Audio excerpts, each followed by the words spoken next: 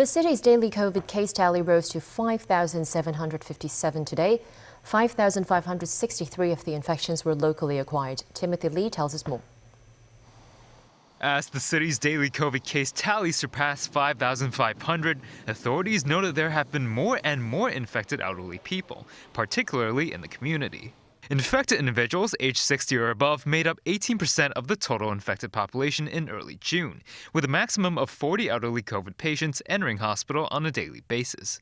In the first 2 weeks of August, the elderly accounted for 25% of the city's COVID infections, involving over 15,000 people. On Tuesday alone, 172 elderly people were admitted to hospital. Whether their symptoms are light or severe, at least 80% of people admitted to hospitals for COVID treatment belong to the elderly population. The government also said the duration of infected elderly people's hospital stays usually range from 10 days to 2 weeks. The list of pandemic-affected care homes continued to expand as 3 more elderly care homes and 1 care home for the disabled reported COVID cases.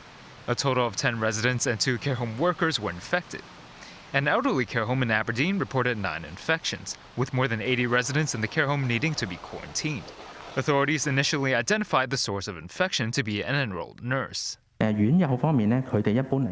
this nurse, we understand her to work on the first and the second floors, and we're now conducting investigation.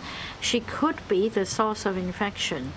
48 schools reported 74 confirmed cases, with 4 schools suspending designated face-to-face classes. Another 4 COVID patients aged between 52 and 96 died. 3 of them have not received the 3rd jab, and the majority of them suffered from cancer.